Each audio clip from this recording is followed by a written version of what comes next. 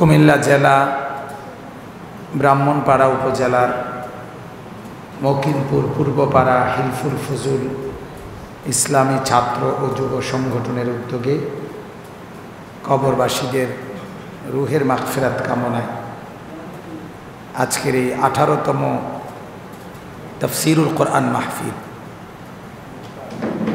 ঈদ উল ফিতর পরবর্তী দিন 2 শাওয়াল আল্লাহ তাআলা আমাদেরকে আল্লাহর ঘর মসজিদে জমা হওয়ার একত্রিত হওয়ার তৌফিক দান করেছেন। আলহামদুলিল্লাহ।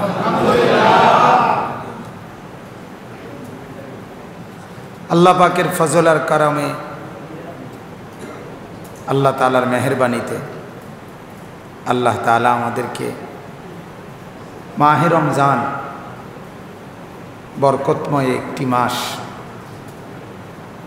আল্লাহ তাআলা আমাদেরকে হায়াতে বরকত দিয়ে এই পর্যন্ত আসার তৌফিক দান করেছে। আলহামদুলিল্লাহ। রমজান আসার আগে আগে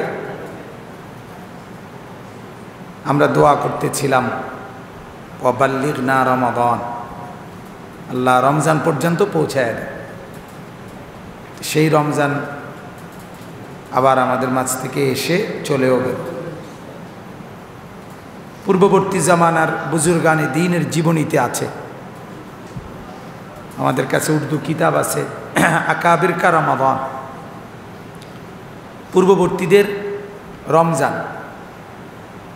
ওই কিতাবে আছে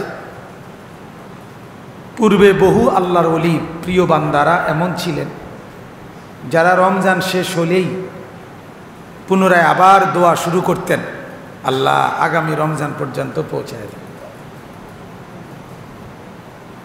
আবার দোয়া শুরু করে দিতেন।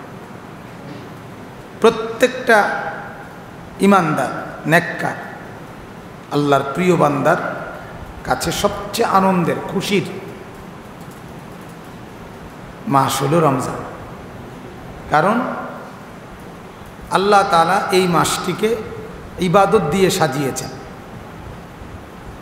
আর বান্দার জন্য সৃষ্টির উদ্দেশ্যই আল্লাহর ইবাদত করা। স্বাভাবিক ইবাদতের পাশাপাশি আল্লাহ তাআলা রমজান মাসে ইফতার একটা ইবাদত, সাহরি একটি ইবাদত, তারাবি একটি ইবাদত, এতেকাফ শেষ দশকের একটি ইবাদত, শবে কদরের তালাশ শেষ 10 দিনের বেজর রাতে একটা ইবাদত। মোটা দাগের এই 5টা ইবাদত, ইফতার, সাহরি, তারাবি, এতেকাফ, শবে কদরের তালাশ, শবে কদরের বন্দি, আগের ইবাদতগুলোর সাথে মোটা দাগের এই বড় 5টি ইবাদত নতুন সংযোজন রমজানের জন্য, যেগুলো অন্য মাসে ছিল না। আর বান্দা যখন ইবাদত করতে পারে বেশি, তাতেই বান্দার তৃপ্তি, তাতেই ইমানদারের খুশি। যিনি যত বেশি আল্লাহর ইবাদত করতে পারেন তিনি তত বেশি খুশি। আর একটি মাসের উসিলায় অতিরিক্ত আরও বড় বড় 5টা ইবাদত, যেগুলো অন্য সময় হচ্ছে না, এই সময় করতে পারতেছে, এই কারণে ইমানদারের কাছে এটা খুব বেশি আনন্দের, খুশি। এই জন্য খুশির বিষয় হারায় গেলে, সরে গেলে, চলে গেলে মানুষ আবার পাওয়ার জন্য আশা করে, ঠিক কিনা বলে? এই জন্য সমস্ত নেককার বান্দা, প্রিয় বান্দা যারা আল্লাহর, তারা রমজান ফুরায় গেলে আবার রমজানের অপেক্ষা করতে, যে হায় এই সুখ, এই বন্দিগির সুযোগ আবার কখন মিলবে, আবার কখন আসবে। আসলে এটা বুঝবে তো সে ইবাদতের স্বাদ পেয়েছে, যে ইবাদত যার কাছে মজাদার, সেজদা যার কাছে মজাদার, বন্দিগি যার কাছে মজাদার, আল্লাহকে ডাইকা যে মজা পেয়েছে তার কাছে এটা মনে হয়, অন্যদের কাছে এটা সুখ নাই মনে। বিশ্ববিখ্যাত একজন বুজুর্গ ছিলেন সুফিয়ান সৌরি রহমতুল্লাহ আলাইহি, তিনি বলতেন যে গভীর রাতে তাহাজ্জুদ নামাজে এক একটা সেজদা দিয়ে আমরা যেই মজা আর স্বাদ পাই, পৃথিবীর রাজা এবং বাদশারা যদি সেটার সন্ধান পেত, তাইলে তরবারি আমাদের মাথার উপরে গর্দানের উপরে রাইখা আমাদের সেই সুখ ছিনায় নিতে চেষ্টা করত। এইটা তো উনি বোঝে। হাদিসের মধ্যে আছে আল্লাহ নবী সাল্লাল্লাহু আলাইহি ওয়াসাল্লাম বলেছেন, সালাতুম মান কুন্না ফীহি ওয়াজাদা হালাওয়াতাল ঈমান। সরাসরি হাদিস। আল্লাহ নবী বলেন, তিনটি জিনিস যার মধ্যে আছে সে সরাসরি ঈমানের স্বাদ পায়। ঈমানের মজাই লাগে তার কাছে, স্বাদই লাগে জীবন। স্বাদ শব্দ ব্যবহার করছে, হালাওয়াত। আমরা যেরকম তরি তরকারি বিভিন্ন কিছুর স্বাদ পাই, জ্বরের রুগী কি পায় না? স্বাদ পায়। তাহলে যে স্বাদ পায় না সে সুস্থ তো না? হ্যাঁ, সে সুস্থ না। এই জন্য সে কি পায় না? স্বাদ। যে স্বাদ পায়, যেটার যেমন আলাদা আলাদা, গরুর গোশতের এক স্বাদ, মুরগির গোশতের এক স্বাদ, চুকাটার এক স্বাদ, মিঠাটার এক স্বাদ, এটা যে আলাদা আলাদা বোঝে সে সুস্থ। আর এটা স্বাদ যে বোঝে না সে মূলত কি? এই জন্য নামাজ পড়ে যার কাছে মজা নাই, আল্লাহকে ডেকে যার কাছে মজা নাই, বন্দিগি করে যার কাছে কোনো আরাম নাই, আল্লাহকে ডেকে যে কোনো সুখ পায় নাই, সে অসুস্থ, সে সুস্থ না। এই কারণে কোনো স্বাদ পায় না, এটা তার কাছে কিছুই মনে হয় না। হ্যাঁ, তো আল্লাহ নবী সাল্লাল্লাহু আলাইহি ওয়াসাল্লাম বলেন, আইয়াকুন আল্লাহু ওয়া রাসূলুহু আহাব্বা ইলাইহি মিম্মা সিওয়াহুমা। এক নম্বর, আল্লাহ এবং তার রাসূল যার কাছে সব কিছুর চাইতে বেশি প্রিয়, সে ঈমানের স্বাদ পায়। দুই নম্বর, আইয়ুহিব্বাল মারউ লা ইউহিব্বুহু ইল্লা লিল্লাহ। যে জগতের কাউকে ভালোবাসে না, যাকেই ভালোবাসে শুধু আল্লাহর জন্য ভালোবাসে, সে ঈমানের স্বাদ পায়। তিন নম্বর, ওয়া ইয়াকরাহু আন ইয়াউদা ফিল কুফরি কামা ইয়াকরাহু আন ইয়াকযিফা ফিন নার। কোন কুফরি করাটাকে এরকম অপছন্দ করে, আল্লাহর নাফরমানি করাটাকে যে ব্যক্তি যেরকম আগুনে পড়ে যাওয়া, আগুনে নিক্ষিপ্ত হওয়াকে যেরকম কেউ অপছন্দ করে, যেমন আল্লাহর নাফরমানি করাটা যার কাছে এমন, নবী বলেন সে ঈমানের স্বাদ পায়। স্বেচ্ছায় বা বললেই কিংবা ডাকলেই আগুনে ঝাঁপ দিতে চাইবেন এমন কে কে? হাত উঠান। আছে? ঠিক এমন আগুনে নিক্ষিপ্ত হওয়াটাকে যেমন অপছন্দ করে, আল্লাহর নাফরমানি করাটাকে এমন অপছন্দ করে। এই তিনটা, আল্লাহ এবং তার রাসূল সবচেয়ে প্রিয়। জগতের যাকেই ভালোবাসে, মাকে ভালোবাসে আল্লাহর জন্য, আল্লাহ বলছে দেখি।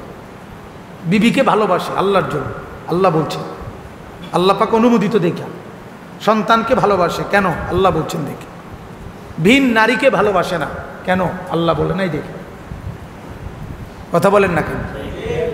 তাহলে ভালোবাসে জগতের সব কিছুকে, যেটা যেখানে, কেন? আল্লাহর জন্য। কথা বলেন। অর্থাৎ যেটাকে অনুমতি আছে, যেটাকে অনুমতি আছে এইটা যার। আর আল্লাহর নাফরমানি করাটাকে যে ভীষণ অপছন্দ করে, জান চলে যাবে, আল্লাহর নাফরমানি হবে না। আমরা কিতাবে পড়ছি, এক যুদ্ধে একজন মুসলিম যুবক সাহাবীকে, ওই যুদ্ধে খ্রিস্টান বাহিনী আটকাইছে। তো খ্রিস্টান সেনাপতি যখন ওই যুবক সাহাবীকে দেখছে, এত পছন্দ হয়েছে তার, এমন সুদর্শন সুন্দর যুবক তিনি, সেনাপতির খুব পছন্দ হয়েছে। সেনাপতি তখন ওনাকে ভীষণ প্রস্তাব দিছে খুব আন্তরিকভাবে, তুমি মুসলমানের ধর্ম ত্যাগ করো, খ্রিস্টান ধর্ম গ্রহণ করো, আমার সুন্দরী মেয়েটা তোমার কাছে বিয়ে দেব। তিনি কোনোভাবেই রাজি হন নাই। শেষ পর্যন্ত অন্ধকার আবদ্ধ ঘরে ওনাকে আটকাইয়া বন্দি করে ওই মেয়েকে বলে দিছে নিজের কন্যাকে, তুমি তার ঘরে থাকো 3 দিন, ওই রুমে ছলে বলে কৌশলে তোমার রূপ আর যৌবন দিয়ে যেভাবেই পারো এই যুবককে তুমি গুনার মধ্যে লিপ্ত করো। কিতাবে স্পষ্ট আছে 3 দিন একটানা ওই সুন্দরী কন্যা চেষ্টা করছে। 3 দিন পরে বের হয়ে বাপকে বলছে, আব্বা ইন্নাহু সাজারুন আও হাজারুন। সে বলছে, বাপ আল্লাহর কসম, যেই লোকের কাছে আমাকে দিছ এটা হয় পাথর নয় গাছ।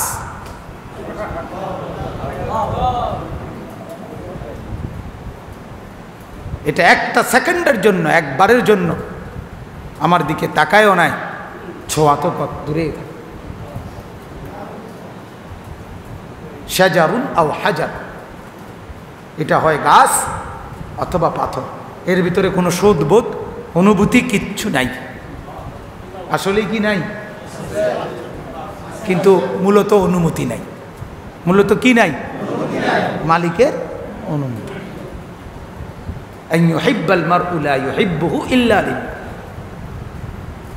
ভালোবাসে শুধু আল্লাহর জন্য, আর নাফরমানি করাটাকে ভীষণ অপছন্দ করে, সেই মানের স্বাদ পায়।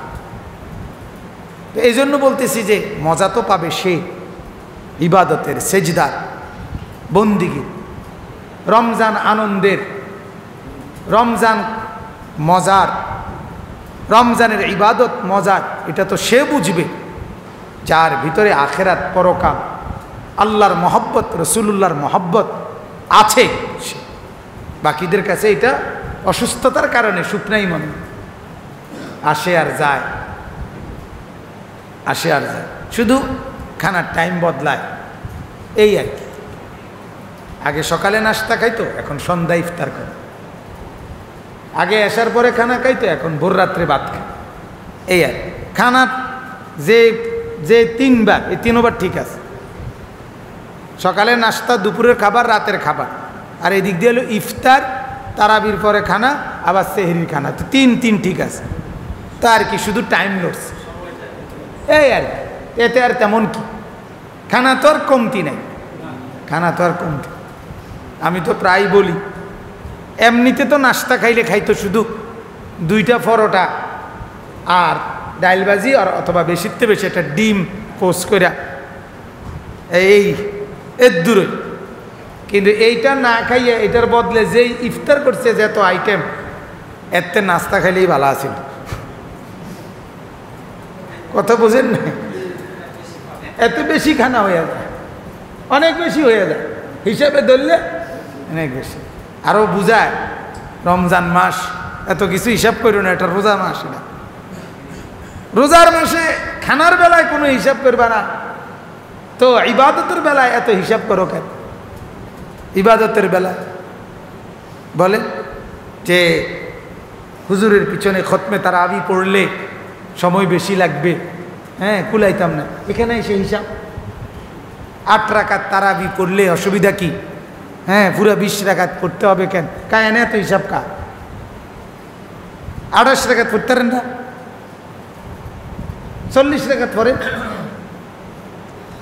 বেশি না করবেন। অর্থাৎ ইবাদতের বেলায় কেবল হিসাব, ইবাদতের বেলায় হিসাব। খানার বেলায় সে কি বলে, কোনো এত হিসাব করো না, খাইতে থাকো, শুধু খাইতে থাকো। এই জন্য মূলত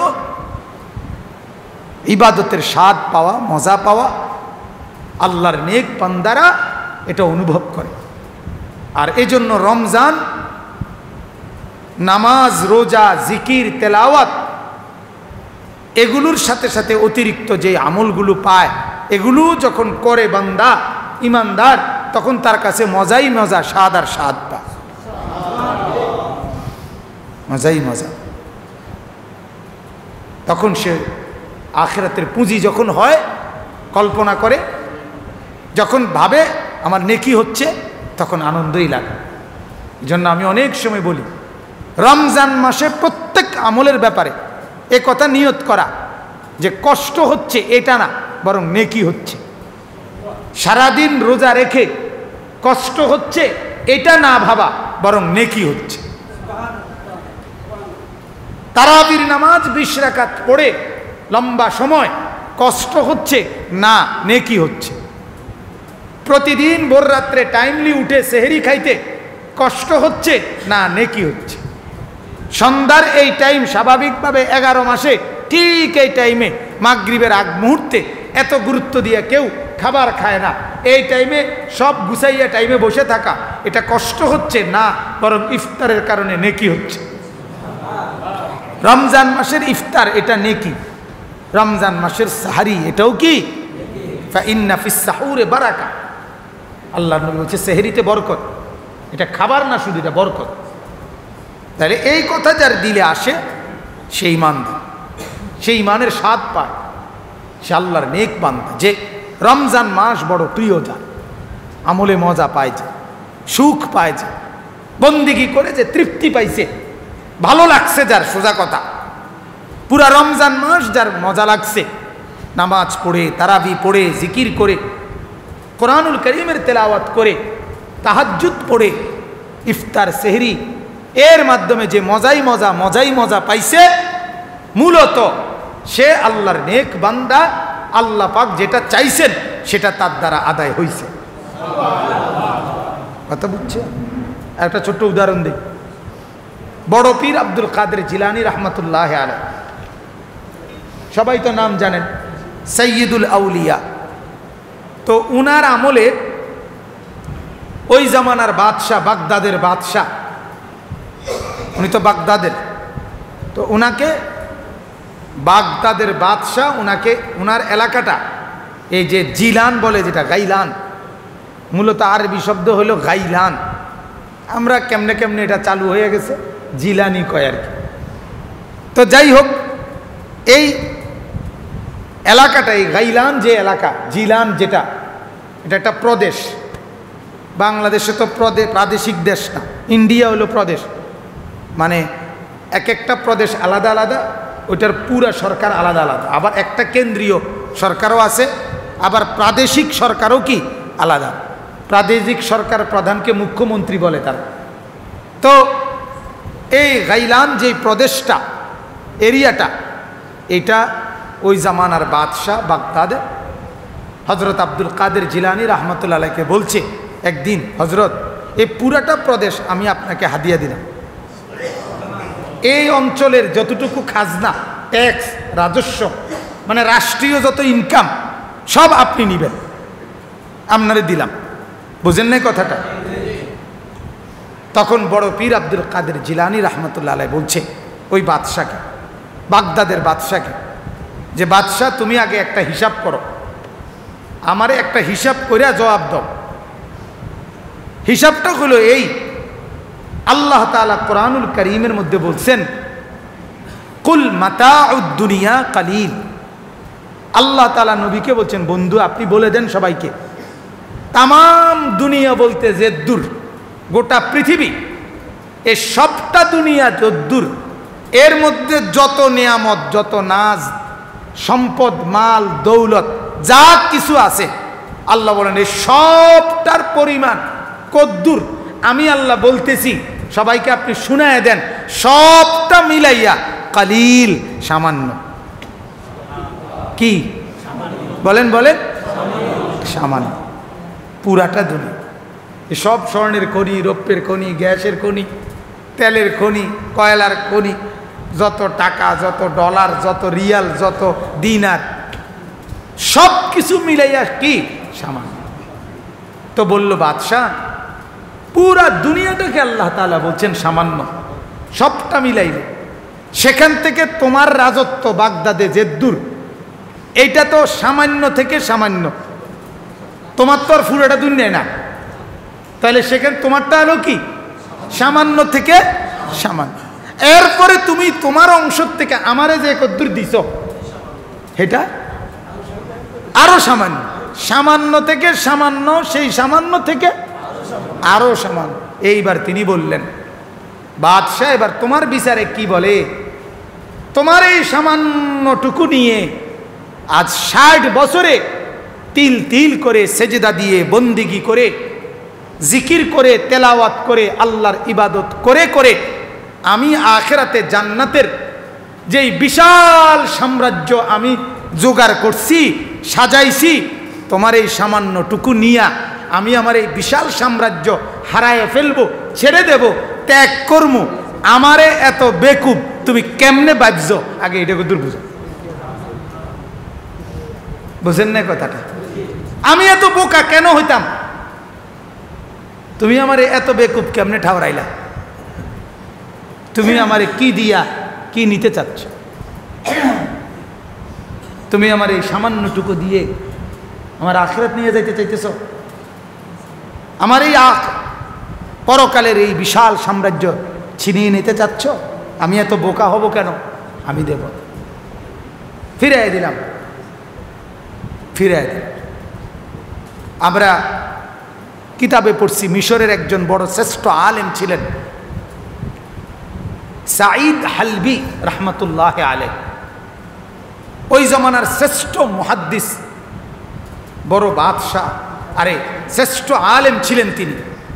ওই জমানার ওই সময়ে মিশরের যিনি বাদশাহ ছিলেন, ওই বাদশাহ একদিন উনি হাদিস পড়াইতেছেন, ওই মুহাদ্দিস এই অবস্থায় ওনার সাথে সাক্ষাৎ করতে আসছে বাদশাহ। তো মনে করেন উনি এখানে বসে এরকম নিচে সমান জায়গায় পড়াইতেছে ছাত্রদেরকে হাদিস।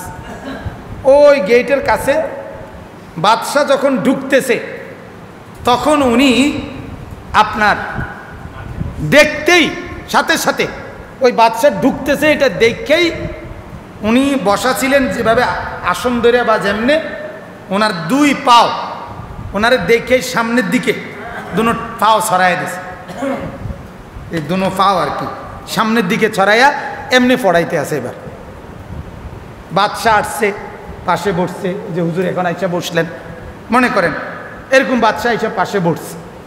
উনি বাদশার সাথে মুসাফা করছে, কথা বলছে, বাদশাও কথা বলছে, দোয়া চাইছে, ভালো মন্দ জিজ্ঞাসা করছে। যাওয়ার সময় বাচ্চা এখন উঠে যাবে, বিদায় নিবে, তখন সৈয়দ আবুল হাসান আলিয়ান নদভী রহমতুল্লাহর কিতাবে পড়ছি আমি এই ঘটনা। তো বাদশাহ তখন স্বর্ণ মুদ্রার একটা থলি, ভরপুর ভরা থলি, এইটা ওই সাঈদ হালবি রহমতুল্লাহ আলাইহ ওই বুজুর্গের কাছে দিছে যে হজরত এটা আপনাকে আমার পক্ষ থেকে হাদিয়া, উপঢৌক। তো এখন এইটা লইতে হইলে বাদশার থেকে যদি নিতে হয় কি বাড়াইতে হবে? বাচ্চার দিকে কন্ত বলেন না কেন? বাচ্চার থেকে এটা গ্রহণ করতে হলে কি করতে হবে? উনি তখন বলছে, বাদশাহ তুমি হয়তো খেয়াল করো নাই, তুমি হয়তো দেখো নাই, বোঝো নাই, আমি তোমারে দেখেই আগে পাও ছড়াইয়া দিছিলাম। দুনিয়ার দিকে যে পাও ছড়াইয়া দেয় সে হাত বাড়ায় না। আমি জানি তুমি আমারে এমন কিছু দিতে চাইবা, এজন্য আমি আগেই কি করে দিছি দুনিয়া। আমি তো জানি তুমি দুনিয়া নিয়ে আইবা আমার কাছে, এজন্য ইন্নাল্লাযী ইয়ামুদ্দু রিজলাহু লা ইয়ামুদ্দু ইয়াদাহু, যে ব্যক্তি দুনিয়ার দিকে পাও ছড়িয়ে দেয় সে হাত বাড়ায় না, সে হাত বাড়ায়। তার এই জন্য কেউ দুনিয়া পেয়ে মজা, কেউ আখিরাত পাইয়া মজা, কেউ সেজদা করে মজা পাইছে, কেউ মার্কেট করে মজা পাইছে এই রমজান, কেউ মসজিদে ইতিকাফ করে স্বাদ পাইছে, কেউ মার্কেটে মার্কেটে ঘাম বাইয়া বাইয়া পড়ে এক জোড়া জুতা খোঁজে, এক জোড়া জুতার জন্য 3টা মার্কেট বদলাইছে, এক জোড়া জুতার জন্য 6টা ঘন্টা ব্যয় করছে। হ্যাঁ, কারণ তার মজা জুতার আর ওনার মজা সেজদার। কি বলেন? যার যত নতুন জামা, নতুন প্যান্ট, শেষ তো মেয়াদ, মেয়াদ শেষ না, গতকালকের পরে ফুটে গেছে তো এগুলা, ওনার বেল আছে নি ইটানের কথা বলেন। আমাদের আপনি শিক্ষাররাও কন ভাই, আপনারা যারা যারা আছেন আমার নতুন জামাটা একটু দেখে যান। আমি একটু মেইন রোডের মাঝখানে দাঁড়াইছি, সিএনজি থামাইয়া থামাইয়া আমার জামাটা কিন্তু দেখেন। কি ফায়দা? কে দেখে কারটা? কে কার জামা দেখে? কে কারটা? বেহুদা ছাড়া আর কিচ্ছু। সবাই তো নতুন জামা গায়ে দিছে মিয়া, বেকুব। তো এটার দেখার কি আছে বেটা? কে কার জামা লইয়া, কে কার প্যান্ট নিয়া, কে কার জুতা দিয়া নিজের জুতা বদলায়, কে কারে দেখে? বেহুদা। কিন্তু এর জন্য কি পরিমাণ মেহনত শেষ দশকে আল্লাহর বান্দা মুসলমান হওয়ার পরেও করছে বলে। আর বহু আল্লাহর বান্দা আলহামদুলিল্লাহ, আমরা শুধু বলার জন্য বুঝার জন্য বলতেছি। আমার শায়েখ আল্লামা মুফতি মুশতাকুন নবী কাসিমি দামাত বারাকাতুহু হজরতের সাথে আমরা রমজানের শেষ দশক, এই শেষ 10 দিন এতেকাফ করছি কুমিল্লা কোটবাড়ি সুধন্যপুর মাদ্রাসায় মসজিদে। কয়জন জানেন? শুনবেন কয়জন? 700 মুসলমান এই বছর 700 এক মসজিদে। বিশ্বাস হয়? 700 মুসলমান আল্লাহর বান্দা 4 তলা মসজিদে ইতিকাফ করছে, নিচতলা থেকে 4 তলা পর্যন্ত। সিঁড়ির তলে কদ্দুর জায়গা ছিল, সিঁড়ির তলে দিয়া এটার মধ্যেও ঘুমাইছে, এটার ভিতরেও ঘুমাইছে। সবাই ঘুমাইবার পরে কোনো ফাঁকে দিয়া কদ্দুর জায়গা পাইছে, এন দিয়ে বেকা হইয়া শুইছে, জায়গা নাই। কমপক্ষে 2 থেকে 250 মুসলমান আল্লাহর বান্দা ফেরত দিতে হয়েছে। আরও বহু সাথী নফলে ইতিকাফ করতে হয়েছে, যাদেরকে মাদ্রাসার বিল্ডিংয়ে জায়গা দিতে হয়েছে, মসজিদে জায়গা নাই। এরা কি পরিমাণ মজা পাইছে, এরা কি পরিমাণ আল্লাহ তাআলার মায়া পাইছে। বাংলাদেশের সব জেলা থেকে ছুটে ছুটে আসছে আলহামদুলিল্লাহ। তো এই কারণে বাপ আমি শুধুমাত্র বোঝার জন্য বললাম, রমজান যেটা আমাদের থেকে গেল, এই রমজানে কে কেমন পেলাম এটা বোঝার উপায় এটাই, যার কলিজার মধ্যে রমজানের স্বাদ মজা লাগছে আর এখন বেদনা লাগতেছে, সে রমজান পেয়ে কিছু পাইছে। এখন নিজে নিজে ভেবে দেখেন, মনে হয়নি রমজানের কথা? মনে হয়নি রমজানের সেই রাতের কথা? মনে হয় কি না? যদি মনে হয় আফসুস লাগে, হায় কত বড় সৌভাগ্য হারাইলাম। এক সেজদা, নবীজি বলছে একটি সেজদা, লা সাজদাতুন ওয়াহিদা খায়রুম মিনাদ দুনিয়া ওয়া মা ফিহা। একটি সেজদা নবীজি বলছে সারা দুনিয়া এবং দুনিয়ার মধ্যে যা কিছু আছে তার চাইতে উত্তম। তাহলে শুধুমাত্র 20 রাকাত তারাবিতে, এক এক রাতে শুধু 20 রাকাত তারাবিতে সেজদা দিছি 40টা। শুধু তারাবিতে অর্জন কত, সেটা হারায় গেছে, সেটা শেষ হয়ে গেছে। আমি কি হারাইলাম? কি হারাইলাম? রমজানের প্রথম দশক আমার শায়েখ আল্লামা মুফতি মুশতাকুন নবী সাহেব, আমরা আরও সাথীরা প্রথম দশক আমরা উমরায় ছিলাম, মক্কা মদিনায় ছিলাম। আমি এই বছর ওই যে মজা করে বলি, এই বছর আমি 31টা রোজা রাখছি। কয়টা? 31টা রোজা রাখছি, কারণ আমি তো সৌদি আরব থেকে শুরু করে আইছি।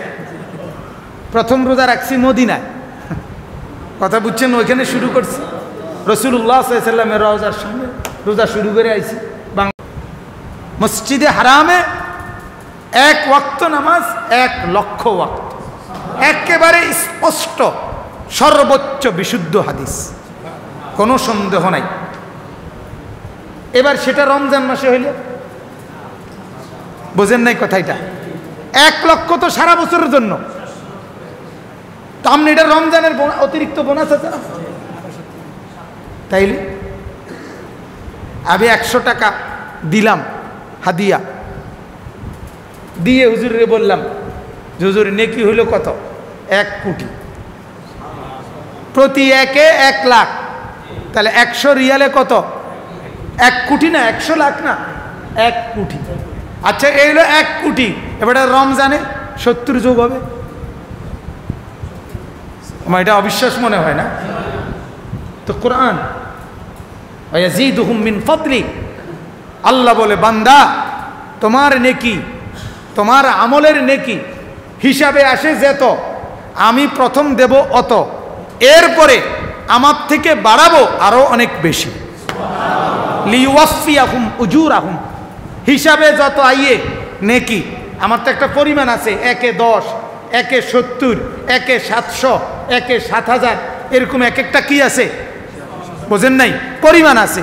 তো যেটার যত পরিমাণ নেকির ওইটার হিসাব দেবো প্রথম, এরপরে আমি আল্লাহ আমার থেকে আরো বাড়াইতে থাকবো। যদি বলি আল্লাহ বাড়াবেন কদ্দুর, আল্লাহ বলবেন আমি বাড়াই আছি যদ্দুর, আমি দিতে পারি যদ্দুর এদ্দুর। যদি বলে আল্লাহ বাড়াবেন কতক্ষণ, আল্লাহ বলবেন আমি আছি যতক্ষণ। যদি বলেন মাওলা আপনি আছেন কতক্ষণ, তিনি বলবেন আমি আছি সারাক্ষণ। তাহলে নেকি তোমার বাড়বে কতক্ষণ? সারাক্ষণ, সারাক্ষণ, সারাক্ষণ দোস্ত, সারাক্ষণ। এ কথার ইয়াকিন থাকা চাই। তাইলে এই জন্য পরে আমি বললাম যে হুজুর তাইলে আমার 70 যুগ হইলে তাহলে কত কোটি? এরপরে প্রশ্ন হইল 1 রিয়ালে না 1 লাখ? আমি তো রিয়াল দিছি না, আমি তো বাংলা টাকা ভাঙ্গাইয়া রিয়াল নিছি। আমার 1 রিয়ালের মধ্যে তো আমার বাংলাদেশের 23 টাকা আছে, বোঝেন না কথাটা? তো ফেরেশতা আমারে নেকি দিতে গিয়া আমার দেশের হিসাব লিখবো না? ওমা, আমি কি সৌদিয়ান নি? কথা বুঝছেন না কথাটা? ফেরেশতা এটা জানে না আমি কোন দেশের মানুষ। তো তাইলে হেইতে আমার সৌদি সব দিব কেন? হেতো আমার বাংলাদেশের হিসাব দিব, আমি বাংলাদেশের তো টেহা মিলে আনিছি। এটা সুবহানাল্লাহ। তার মানে বিপুল পরিমাণ নেকি। হাসরের ময়দানে বান্দা যখন নেকি দেখবে তো খুশিতে বাক বাক করো। হ্যাঁ, ইন্নী যানানতু আন্নী মুলাকিন হিসাবিয়া, কোরআনুল কারীমের মধ্যে আছে যার আমল নামা ডান হাতে দেওয়া হবে, কিয়ামতের দিন তাকে তার আশপাশের মানুষগুলো বলবে কিরে বন্ধু কিভাবে আমল নামা ডান হাতে পেলি, এই ভাগ্য তোর কেমনে হলো রে?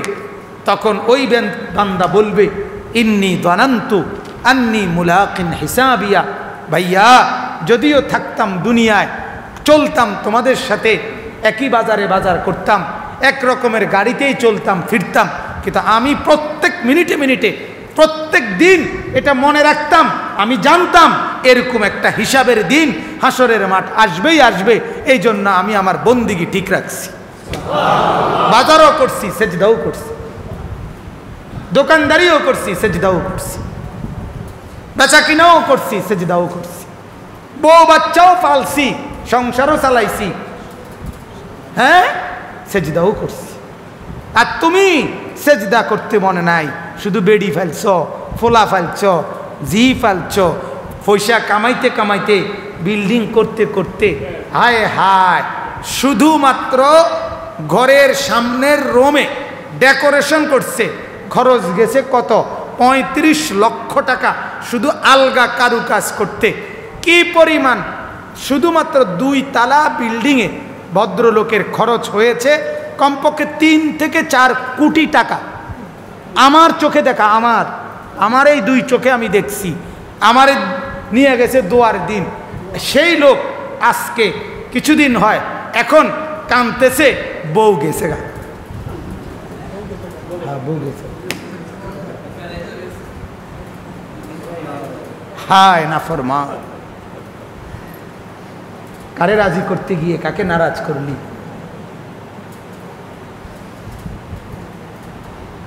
হ্যাঁ হ্যাঁ, মুসলমান কিভাবে বললে বুঝবেন? নওজোয়ান এক নারীর পিছনে পড়ে, এক অশ্লীল ছবির পিছনে পড়ে, এক ধোকার পিছনে পড়ে আল্লাহকে ভুলে গেলাম। কেন? বিল্ডিং করতে করতে বিল্ডিংয়ের ইট গাইতে গেছে রাজমিস্ত্রি, এগুলোর মধ্যে ফানি দিতে দিতে ওনার আসরের নামাজ নাই, মাগরিবের নামাজ নাই। বেকুব কি আর গাছে ধরে? কি সাজাইলি, কি হারাইলি? বেকুব কি সাজাইলি বেটা বোকা? হ্যাঁ, কি বিল্ডিং করলি? এই কালকে গিয়ে দেখি এক ভদ্রলোক শহরে কুমিল্লা আপনার 10 তলা বিল্ডিং করতেছে, 7 তলা পর্যন্ত ঢালাই হয়েছে। তা আমার মায় বলতেছে, ফুত আমাদের বাসার কাছাকাছি কতদূর ঘুম নাই আজকে 3টা মাস ওই তারার এই বাইরে বাইরের আওয়াজে, 7 তলা পর্যন্ত কি পরিমাণ কাজের আওয়াজ।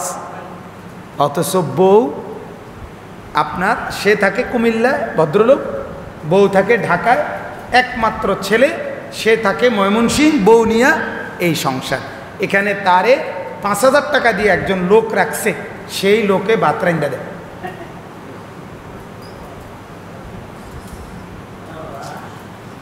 বিশ্বাস করেন, বিশ্বাস না হইলে আপনি আমার গাড়ি চড়ে নামি, আমি নিয়ে দেখাম আইয়া যাবেন কত, না হইলে ঠিকানা নেন, আমি কালকে আইয়া আমার বাসায় দাওয়াত, এইটার লোক আমি কথা কোয়াই দেবো। জিঙ্গেবেন আপনি যে স্যার শুদ্ধ কইবে, স্যার ম্যাডাম কোথায়? ও তো ঢাকা থাকে। আপনি স্যার কোথায় থাকে? আমি এখানে থাকি। ও আচ্ছা, স্যার আপনার রান্না করে কে? একটা কামলা রাখছি, ও রান্না দেয় ছাগল। জিন্দিগি, হ্যাঁ জিন্দিগি। ছেলে অস্ট্রেলিয়াতে থাকে, খালাস, ছেলে ইটালিতে থাকে। আপনি কি করেন? হ্যাঁ আমি ওই বুড়া মা বাতরান দে আগের মতো সাজাইছে জীবন। মানুষের কাছে পরিচয় বলে, চা দোকানে বলে, বাসে উঠে বলে আমার ছেলেকে চেনে, ও তো ওইটা করে, ও তো ওইটা করে। আরে নামাজ পড়ে কিনা সেটা বলেন মিয়া, সেজদা করে কিনা এটা বলেন মিয়া, তোমার ছেলের বউ পর্দা করে কিনা মুসলমান এটা বলো মিয়া, এটা বলো মিয়া। টাকা জমার হিসাব বললে বেঈমানের টাকা তো এর চাইতে কোটি গুণ বেশি বেটা। কিত্তা হিসাব কাও বিয়া এগুলো। আমি টাইলস লাগাইছো বাড়ির মধ্যে, কিতা টাইলস?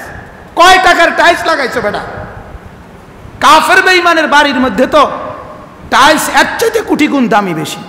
তো তুমি কি লাগাইছো? তুমি কদ্দুর লাগাইবা বলে? দুনিয়া সাজাইতে গেলে কাফের বেঈমানদের সাথে কুলানো সম্ভব? আরে বলে না মিয়া, সম্ভব? তো কেমনে সাজাইবা তুমি দুনিয়া? কেমনে সাজাইবা মিয়া? অতএব বোঝেন মুসলমান, এ কথা জিন্দিগি মিলাও ভাইয়া, বাপ মিলান জীবন। দুনিয়া কি করলেন কামাই, ছেড়ে দিলেন আখিরাত, কি হারালেন, কি অর্জন করলেন? কি হারালেন, কি অর্জন? বাম্পার চুল লাগাইয়া যুবক কয়জন নারী এ পর্যন্ত তোমার পিছে ঘুরাইছ? কে তোমার বাড়িতে ইয়ে তোমার কাছে দৌড়ায়? হ্যাঁ বলো মিয়া, কোন ছাগলে তোমার জিগায়? কেন রাখলে এই চুল বেটা? এগুলা মুসলমানের চুল? কথা বলেন না কেন? বলে মিয়া, বলো, দাঁড়াও, একটা ছেলে দাঁড়াও, এগুলা মুসলমানের চুল? প্রতি সেকেন্ডে 3 বার চুলের ফিরানো, সারাক্ষণ মাথা এটা হাত এটা চুলের মধ্যে খসর খসর করা, এটা কি কোনো কথা হইতে পারে বেটা? বেকুব কি বাজারে ওঠেনি বেটা? কোনো কাজ নাই, সারাক্ষণ কাম একটা, এই শুধু চুল এটারে ফিরায়। কি রে, এটা কেল ফিরে যায়? তাহলে এটা রশি দিয়ে বাঁধ দিতে পারছ না বেটা? এটার মধ্যে তো সুপার গ্লু লাগাই দিলেই হয়। কথা বলেন না কেন? হ্যাঁ, এটার মধ্যে আইক্যা লাগাই দাও, তাহলে তো এটা নামতো না নিচের দিকে। হা ভাইয়া, সাজাচ্ছ কি, হারাচ্ছ কি? দেখো দেখো, হিসাব মিলাও, হিসাব মিলাও, হিসাব মিলাও দোস্ত, হিসাব মিলাও। কি সাজাইলা, কি হারাইলা, গড়লা কি, ধ্বংস করলা কি? দুনিয়া কদ্দুর সাজাইলেন, আখেরাত কদ্দুর বরবাদ করলেন। একটা সেজদা যার ছুটে গেছে, তার একটা দুনিয়া ভরা নেয়ামত ছুটে গেছে। ঠিক কি না বলেন না? একটা সেজদা যার ছুটে গেছে। তামাম দুনিয়া মিলাইও আর ক্ষতিপূরণ কি দিয়ে ক্ষতিপূরণ দিবেন আপনি? একটা সেজদা যার ছুটে গেছে সে কি দিয়ে ক্ষতিপূরণ দিবে? কয় টাকা কামাই করলে বড় লোক হয়? আপনারা সব তো বড় লোক কোন? একটা পয়সাওয়ালা কোন? কয় টাকারে বড় লোক কয়? কথা বলেন না কেন? কয় টাকা হইলে মানুষ বড় লোক হয়? পৃথিবীর কোনো বইতে আছে এই কথা? বলো না ভাইয়া, শিক্ষিত ছেলে বলো। পৃথিবীর কোনো বইতে আসেনি বড় লোকের কোনো সংজ্ঞা? তো বড় লোক কেমনে হবে? কোথাও তো এই কথার কোনো লিমিট নাই যে 1 কোটি টাকা হলে বড় লোক বলে। 1 কোটি টাকা নিয়ে কেউ যদি দুবাই যায় তা 10টি অত মনে হইতো না। দুবাইয়ের একটা মার্কেটে 1 কোটি টাকা তো কিনা 100 টাকার ভ্যালুও না। এটা যে পরিমাণ বিলাসিতা সেখানে। ইউরোপে তাইলে ইউরোপে গেলে তুমি যখন দেখবা 80 তলা বিল্ডিং, তো তোমার 5 তলা বিল্ডিংয়ে কি মনে হইব? মশার ঘর আর মাছির ঘর সারা, আর কিছু মনে হবে? এটা কেউ গণার ধরে এগুলো? আমি তো নিজে দেখছি সৌদি আরব 8 তলা বিল্ডিংয়ের ছাদের মধ্যে ছাগল ফালে, ভিতরে রৌন্ডের ভিতরে ছাগল। এটা কি কোনো কিছু? এটা বিষয়? এটা মিয়া এই জন্য ভাইয়া বাপ রাগ হইয়েন না, আমি শুধু বিবেক জাগানোর জন্য বলছি, মূলত লজ্জা দেওয়ার জন্য না ভাইয়া, মূলত তোমার অনুভূতি জাগাইতেছি। তুমি তো পড়ালেখা করছো, তুমি তো 2-4 লাইন পড়ছো ভাইয়া, বিবেক আছে তোমার। তোমার বিবেক কেন বলে না যে আমি সাজলাম কি ডিজাইন এটা আমার, এই জিন্দিগি কি এটা? ঘুমের কোনো টাইম নাই, ঘুম থেকে উঠার কোনো টাইম নাই, গপ মারতে আসে তো মারতে আসি, আড্ডা দিতেছি তো দিতেই আসি, চলতেছি তো চলতেই আসি, বন্ধুদের সাথে চলতেছি তো চলতেই আসি, মোবাইল টিপতেছি তো টিপতেই আসি, টেলিভিশন চাইতেছি তো চাইতেই আসি, মাইয়ার পিছনে হাঁটতে আসি তো হাঁটতেই আসি, প্রেমের আলাপ করতে আসি তো করতেই আসি। এটা কি ধরনের জিন্দিগি? জিন্দিগির একটা আগামাথা থাকবে না? কথা বলেন না, জীবনের একটা আগামাথা থাকবে না? তো এটা কি জীবন হইল কোনো? এই জন্য আমি অনুরোধ করছি, প্রথম কথা আমার এটাই, মাহে রমজান জীবন থেকে চলে গেল, একটা রমজান হারায় গেল, কলিজার মধ্যে যার বেদনা অনুভব হয়, আর ইবাদত যে যা করতে পারছেন এ কারণে যার মনে হলে আনন্দ লাগে, আর এই হারিয়ে যাওয়ার কারণে কষ্ট লাগে, এইটা যদি হয় তো বুঝবেন আমি ইমানদার, বুঝবেন আমি কি। আর যার বন্দিগি ছুটে গেছে, একটা উদাহরণ দেই, আমরা কিতাবে পড়ছি রাসূলুল্লাহ সাল্লাল্লাহু আলাইহি সাল্লামের একজন সাহাবী ছিলেন হযরত আনাস ইবনে মালিক রাদিয়াল্লাহু তাআলা আনহু। আনাস নবীজির খাদেম, ছোটবেলা থেকে যিনি নবীজির খেদমত করছে। তো হযরত ওমর রাদিয়াল্লাহু তাআলা আনহু যখন খলিফা ছিলেন, নবীজির ইন্তেকালেরও বহু পরে, তখন রোম রাজত্ব মুসলমানরা বিজয় করছেন। তো ওই রোমের একটা জায়গা নাম ছিল তুস্তার। তুস্তার কি নাম? এই জায়গায় যখন মুসলমানদের সাথে কাফেরদের যুদ্ধ হয়, ওই যুদ্ধটা বড় তীব্র, মারাত্মক, সাংঘাতিক একটা যুদ্ধ ছিল। এতটা ভয়ঙ্কর যুদ্ধ হয়েছে যে ওই যুদ্ধে মুসলমান সাহাবীদের যুদ্ধের কারণে সারা রাত সারা দিন যুদ্ধ করতে করতে ফজরের ওয়াক্তে, ফজরের নামাজ যখন ওয়াক্ত চলে, এই টাইমে যুদ্ধ এত তীব্র লড়াই চলতেছিল, সাহাবায়ে কেরামের কেহই ওই দিন শুধুমাত্র জীবনে এই যুদ্ধের দিন, তুস্তারের যুদ্ধের দিন ফজরের নামাজ যথাসময়ে পড়তে পারে নাই, বরং যুদ্ধ সমাধা হইতে হইতে, বিজয় হইতে হইতে সূর্য উঠে গেছে।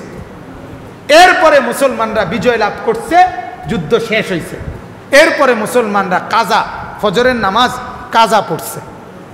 কি পড়ছে কোন? এই ঘটনা কিতাবে আছে।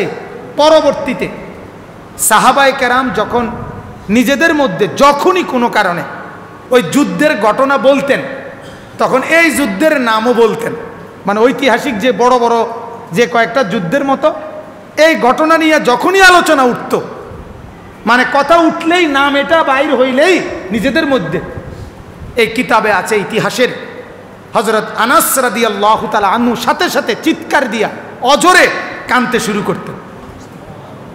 তখন অন্যান্যরা বলতো, আনাস তুমি কাঁদছো কেন? এটা তো সেই যুদ্ধ যেই যুদ্ধে আল্লাহ তাআলা তীব্র লড়াইয়ের পরে আমাদেরকে তো বিজয় দান করছে, তো এনে কান্দার কি আছে? আমরা তো এখানে হারি নাই, আমরা তো জিতছিলাম এই যুদ্ধে। এই হযরত আনাস তখন কাঁদা কাঁদা চোখের পানি ফেলে মৃত্যু পর্যন্ত বলতেন, হায় এটাই তো সেই যুদ্ধ যেই যুদ্ধ আমার ফজরের নামাজ কাজা করায় ফেলছে। আজীবন পরবর্তী জীবনটা মৃত্যু পর্যন্ত এই একটা দিনের এক ওয়াক্ত ফজরের নামাজ কাজা হয়েছিল জীবনে, ছেড়ে দেয় নাই, বাদ দিয়ে দেয় নাই, কাজা হয়েছে শুধু, পরে পড়ছে। এই কারণে মৃত্যু পর্যন্ত কাঁদতেন, হায় এটাই তো সেই যুদ্ধ যে যুদ্ধ আমার ফজরের নামাজ কাজা করে ফেলে। যুবক বলো, তোমার জীবনে ফজরের নামাজ পড়ছো কতদিন, ছাড়ছো কতদিন? মহল্লার মুসলমানকে জিজ্ঞাসা করেন, বাপ ফজরের নামাজ পড়ছেন কতদিন, ছাড়ছেন কতদিন? অতএব একটু ভাবেন, একটু ভাবেন। রমজান পরপরই সময় আবারও একবার ভাবা, হিসাব করা কেমন অনুভূতি।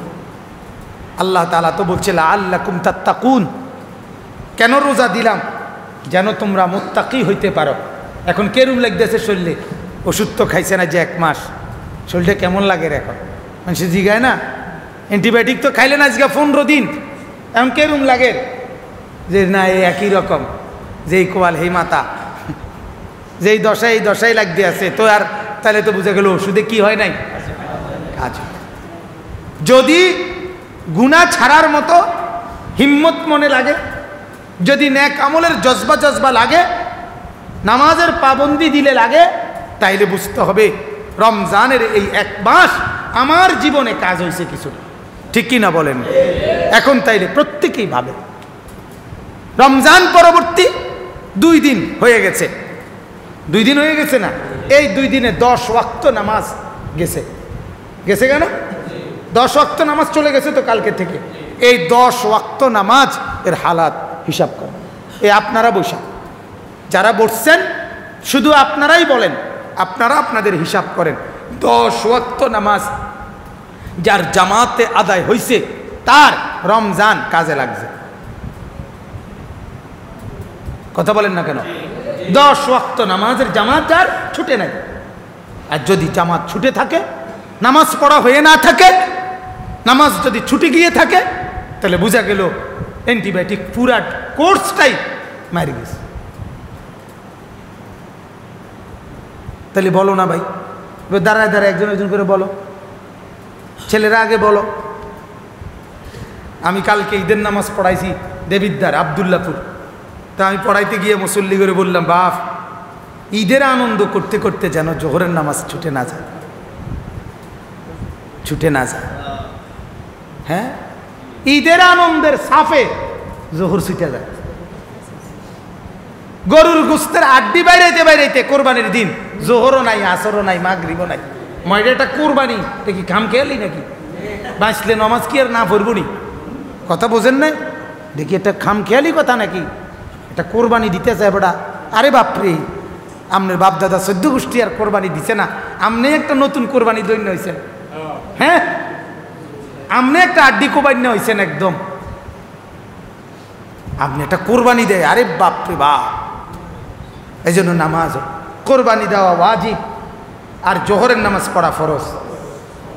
কথা কয় না? কত কোটি কোরবানি, এর মোকাবেলায় জোহরের একটা সেজদা। ঈদের নামাজ পড়া ওয়াজিব, আর জোহরের নামাজ পড়া তো ঈদের নামাজ পড়লা যত ভাই, জোহরের নামাজ সবাই পড়লা কেন? তাহলে এটা রশ্মি তো হইল। ঈদের নামাজ পড়াটাও তো তাহলে লৌকিকতা হইল, লোক দেখানো হইল না। নাইলে ঈদের নামাজ যদি আমার বাদ না যায়, তো জোহর বাদ গেল কেন? আসর বাদ গেল কেন? এ কেমন ঈদের আনন্দ করলাম?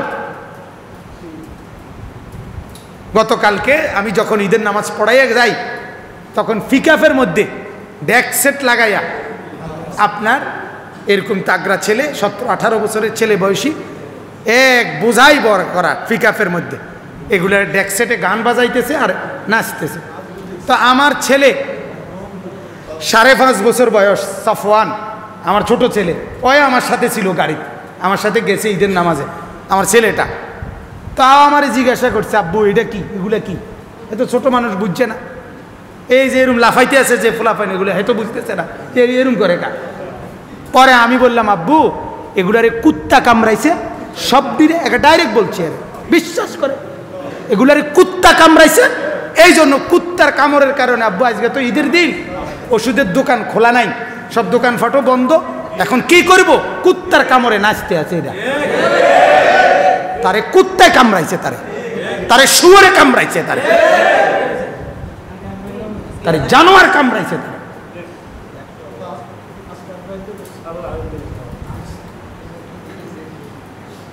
কত নিকৃষ্ট আপনি ভাবেন। ফিকাবের মধ্যে বুঝি মানুষের নাচে, ফিকাবের মধ্যে তো গরু না টানে, কথা বলেন না কেন? ফিকাবের মধ্যে গরু টানে না, ফিকাবের মধ্যে ইট বালু না টানে বেটা, ফিকাবের মধ্যে মানুষে যায় কেমনে?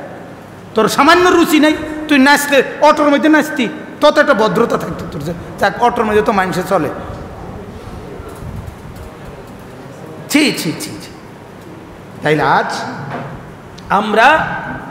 আমরা যখন নিজেদের মধ্যে লাগাম ছাড়া হয়ে গেলাম, সবাইকে সবার মতো ছেড়ে দিচ্ছেন, বাজান আমার কথায় রাগ হয়ে না, আমি শুধু এটাই বোঝাইতে চাই, অভিভাবকরা আজকে প্রত্যেককে শুধু টাকা রোজগার করার জন্য মেহনত করেন, আর জিন্দিগির চিন্তা চেতনা চলন বলন গড়ে ওঠা আমার স্পষ্ট মনে আছে। আমি ব্যক্তিগতভাবে এমনও জীবনে গেছে, হায়াতে চুল কাটাইতে গেছিয়া 2 বার বড় ভাই চুল কাটাইছে, একবার কাটছি, আসার পরে বড় ভাই চুল হাত দিয়ে কইছে সামনের দিক দিয়ে একটু বড় রয়েছে, হয়েছে না, আবার যা, আবার চুল কাট, আবার কাইটে আইছি মিয়া।